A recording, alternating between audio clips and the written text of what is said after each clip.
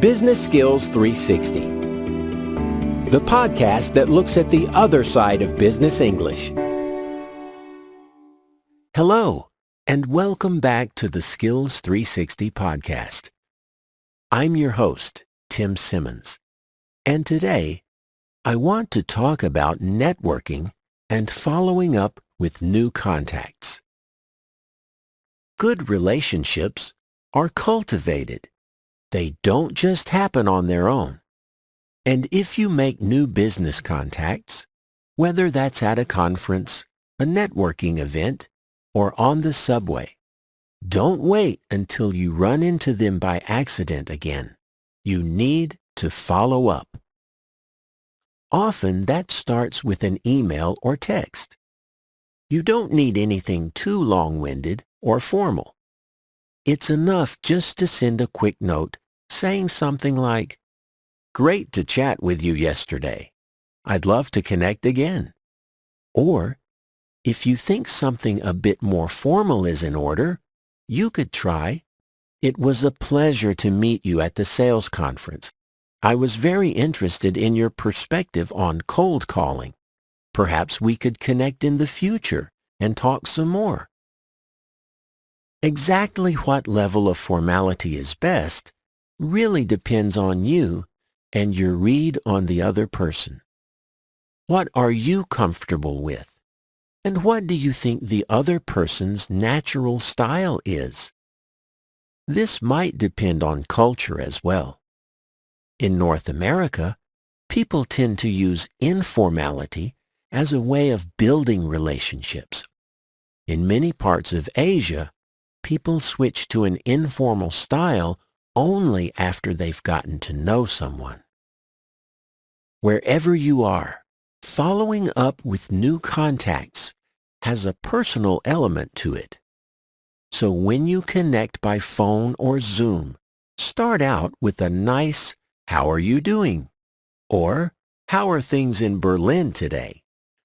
Before rushing into business-related matters, embrace some small talk. Now, in our last lesson, we talked about the power of questions when you meet someone new. Continue showing curiosity when you follow up, and if you're not comfortable chatting about the weather or football, try returning to the topics that you connected on in the first place. For example, you might say, "I was really fascinated by what you said about employee motivation." Or, "I must say, your comments about Warren Buffett were really hilarious." And once again, you'd best be prepared for some of the questions you're asking to be turned back at you. So, if someone asks you how you are, have a short and friendly answer. You might say something like, "Yeah, I'm pretty good. It's a hot one here in Chicago today. How's Dallas?"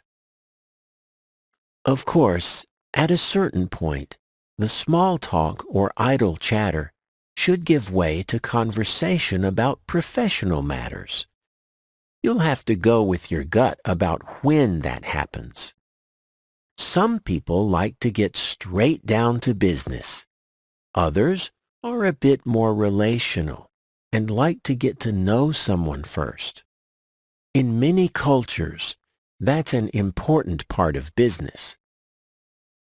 And what can we say to transition from personal conversation to business? It can be as simple as saying, "So, I'd love to hear more about your work."